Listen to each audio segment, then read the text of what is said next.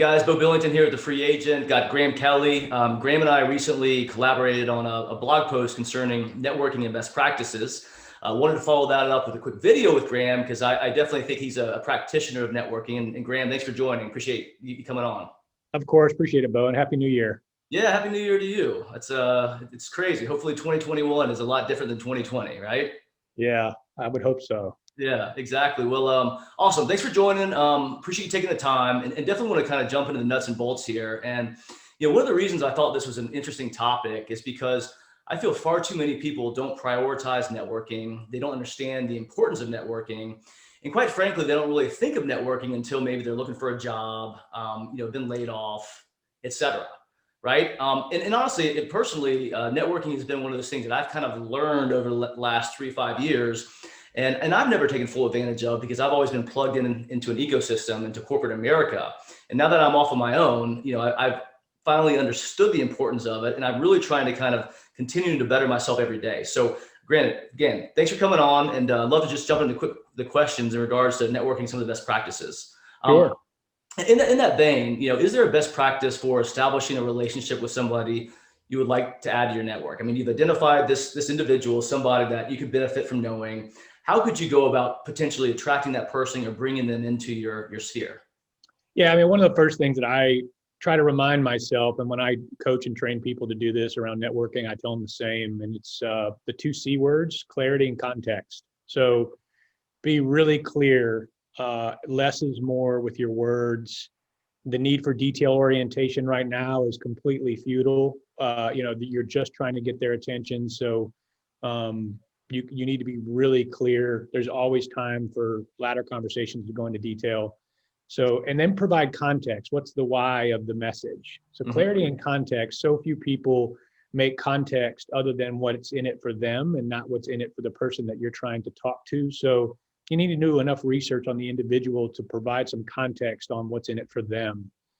So those are 2 rules that I use, so to speak. The other one that works every time, because we're human beings and we want to help one another at our core, is give to someone as your first step or first 3 steps before you start asking for something in return. Most people then immediately ask me, well, Graham, what am I going to do? Give them 5 free pieces of consulting or contact them and give them something 20 times? It won't be that long. Human beings will always step up and return the favor. In a lot of cases, it will be unsolicited. And when you've got that solicited giving and getting and collaboration, that is what a thriving network is, versus one, like you said, which is true, when I need something, right? That's when I contact somebody. It's really important to not just be that guy or gal that reaches out when they need something. No, that's great. I love the 2 phrases, 2 words rather, clarity and context. That makes a lot of sense. And it's funny, majority of the folks that I interact with that reach out to me, it's self-serving, it's pretty transparent. And we may go 2-3 years without even having a conversation. And then all of a sudden say, hey, Bo, what are you up to? Let's have a coffee. And that's fine. I want to say yes, and I will say yes. But, a lot of times it's a little too transparent that they've gone this period of time without needing me, and all of a sudden there's something that I can do for them. And yeah, it kind of I feel like it's a misstep from go. Yeah, and I mean, use tools like Grammarly, which are universal and great tools to use. The other tool that I use a lot is a company called Crystal Knows or Crystal Knowledge, which is essentially a tool that looks at your speech or your words that you're typing, and it actually has some background on the person that you're contacting, and it'll suggest how better to speak to that individual based on their personality, based on what they like to read, the level of detail that they expect. And so you can really tailor your message to that individual person and their personality using Crystal. That's very interesting. I appreciate the tips and also the software tools there. Yeah. Yeah. So going back, you mentioned a couple of things that you kind of, have clarity and context. You also need to kind of be altruistic, which I get. So I'm hearing from you that maybe it's inappropriate from your perspective to kind of ask for a reference or have an ask in that initial meeting. I mean, is that factual, or is there some situations where maybe, hey, it's okay to be direct. It's okay to kind of express your intentions, because after all, when you are networking, a lot of times it's kind of self-serving. I mean, that's why you want this person in your network, because they can do something to help you out. Yeah, it is always better to be direct. And there's a difference between being assertive and arrogant in how you're being direct, right? Being assertive gets the attention of someone that you're serious, you're being clear, and you bring context, and they appreciate the directness. Right. And so I think that is always the case. I think the other thing you should ask them, and this works every single time, is at some point, Bo, I would really like a reference from you because you have these people in your network, or just not individual names, just generally you have expertise that I really would like to get into and get referrals. What are your requirements, Bo, for being a reference for me or for anyone else? And let them tell you what they are. Most people are really haven't thought about answering that question, and you earn instant credibility just by asking it. I haven't really thought about that, Graham, but let me get back to you on it. It's a really insightful question, right? You've already earned credibility just by asking them to articulate what it will take. That's a great point. And also too, what I think that does, it also plants seeds for the future, because Of course. you're saying, hey, I expect a reference from you at some point, and I want to know what I can look out for, but it's not today. And I think that's a very subtle way of kind of, setting the parameters, or the precedent for your relationship. So interesting point. One of the things that I also add kind of at the end of the discussion, and I've found this is highly effective, and I'd love to get your thoughts, but I always ask somebody, and I forgot where I heard this initially, but hey, what can I do for you the next 2-3 weeks? Yeah. And it's a pretty direct question, and a lot of times, similar to the question you just mentioned, people are taken aback in a good way, and it's something they haven't thought about, but it really kind of leads to a good tie-off to the conversation. Yeah, it's back to that altruism point that we initially made or discussed. Just give before you want to get something in return, and I think you'll get return in spades. Like it'll come back to you much more than you give ultimately if you stay dedicated to that. So that's a really good point. Excellent. Awesome. So a lot of the questions probably going through some folks' minds is in regards to cadence, right? Like how do you stay connected to your networking partners? How many folks should you maybe try to introduce them to? How often should you reach out to them? Because obviously there's overkill and there's underkill. You gotta be present enough where they remember you and you're top of mind. But again, you don't want to reach out to them 2 years from now because you've forgotten and you need something. So what's a good rule of thumb when maybe you're just trying to stay top of mind with somebody that's recently been added to your network? Yeah, I hate to be repetitive, but I'd ask them. I think, I got, when I was working with SAP, one of the comments that Bill McDermott, who was our CEO at the time, made to us as leaders is that when you want to talk to someone at a C-level, and this goes for networking as well, you really need to try to understand the situation that they're in or just came out of. So Mondays and Fridays are probably bad. Coming out of a forecast call is probably bad. Coming out of a board meeting or preparing for a board meeting is probably bad. Even if they said they had time, you're probably not going to get their best. They're not in a situation to be open and network. And so I would just ask them, like, what are good days of the week or times in the week that without saying it this way, that your brain's most open to sharing ideas and collaborating, and make them tell you. Give them homework. They'll tell you. And if not, give them a chance to reflect and think and get back to you. That's a good point. I mean, honestly, for myself personally, it's Monday and Fridays that I'm more open to having these discussions, and Tuesday, Wednesday, Thursdays, I'm in the weeds, and timing is tight. Yeah, I'm the same way. Like if someone asked me that question, I would say Sunday nights, only because that's when I plan my week.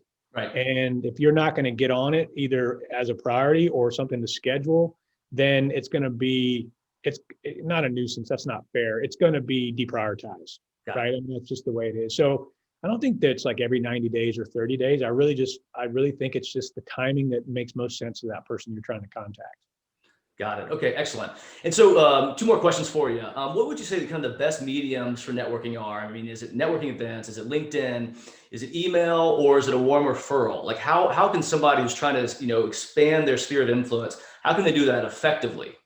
Well, the warm referral is always the best. The second one that I've found to be very good, it's more of a message than a platform like LinkedIn, and LinkedIn's awesome, is find something that person is interested in outside of work, a charity, a hobby, and find something in common. Like don't start talking to them about skiing if you're a snowboarder, or you just got to find something that's genuine that you can truly call, like fishing, like you and I talked about that earlier before we got on this call. Right. So I think things like that really make the conversation mutual.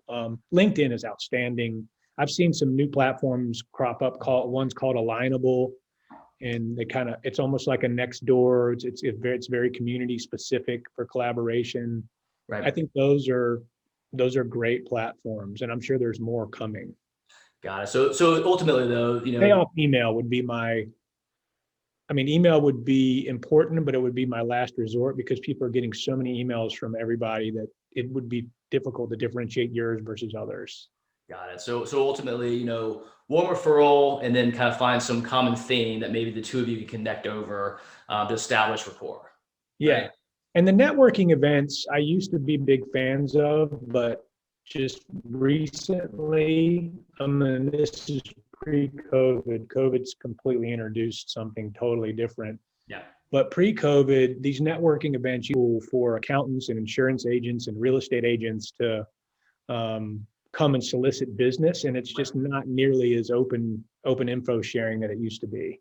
Yeah, I agree. I've also spent a good amount of money on these networking events with zero return. And so I'm quite frankly very reluctant for joining them and, want to make sure that I do my due diligence before I spend any time because they're not all created equal. There are good ones, but you really need to kind of, ensure that you're judicious about which ones you join. Yeah.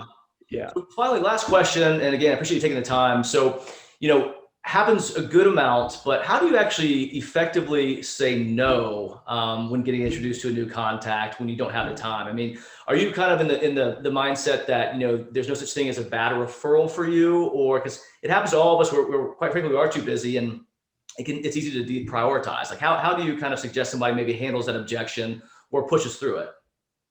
Yeah. So I don't really believe in people not having time. Right. Only because we're all in that same boat. We all don't have time, and because of that, it doesn't really matter We whether all we have have. 24 hours in the day, right? Yeah, right. So, there's physical limitations. Like if you're on a call or something, and you're trying to grab someone's attention. But in general, I think everyone's got time. I think the real point in that question is whether you're being prioritized or not, or deprioritized. So what is it in your message? Was it clear and contextual? Was it a give versus get that would want that person to prioritize you over other conversations that they're having, right? And I think it's just refining what you want from that person. And I also think that being mindful of when you talk to them, which is what we talked about earlier, will help a lot. That's a good point. We kind of talked about this on the onset of the call, or prior to the call rather, about the messaging is important as well. So when you're trying to tee up a referral, a lot of times, being able to tie why the referral makes sense for both parties is critical to actually making the match. And if you're ineffective in doing that, then the person you're trying to introduce may be reluctant to actually take that call. So the onus could be on you, theoretically, to make sure that you tee this up properly. Yeah, and it's hard because we've been trained to go from this mass email, many to many mentality to networking is highly personal. Slow down, be meticulous, less is more, rewrite the messaging grammarly, take words out. I mean, it's just, you got to be more deliberate and methodical about the networking. And, actually I had a mentor tell me this one time, but he carves out a couple hours every week on his calendar just to follow up with people that were reaching out to him, sometimes just to be cordial and nice, to say, I've seen him send messages to say, look, there's really nothing in common between the two of us. I understand your desire to network, but if you'd be a little bit more articulate about what you'd like, I would be, more open to have a conversation. But he literally never doesn't get back to anybody. Every single week, no matter who contacts him, he makes a point to, even if it's a no, to get back to him and tells him why, which is highly admirable. I don't know that I could do that, but it's just another thing that I've seen work. Yeah. So 2 points real quick, and then we'll close here. I think authenticity is a word that we haven't used, but I think that's critical in networking. Like be authentic on, what you're trying to accomplish in the messaging. But also too, I really like the point you just made. And honestly, like I always make it a point, on LinkedIn, I get, 10s, 20, 30 a day of people trying to sell me something. And I make it a point to respond to every single person. I don't take the meetings generally, but I say, hey, at the very least, glad to be connected, glad to be in your network. etc. May not work for some people, but for me, I actually do enjoy opening the lines of communication because you never know, what will transpire, and it gives them also an opportunity to maybe kind of refine their messaging on what they're trying to get from me, which could end up being a sale or relationship down the road. Yeah, and there's nothing wrong with asking them to be more clear or to provide context, right? I think most people aren't afraid to be given feedback, and they just need to get better at that. And you have to protect your time too, right? Yeah, you're right, and do it politely. Exactly. Polite. That's key. So Yeah. Awesome, man. Well, hey, thanks for joining, Graham. Greatly appreciate it. Take care. We'll talk soon. All right. Hey, thanks, Bo. You got it, buddy. Bye.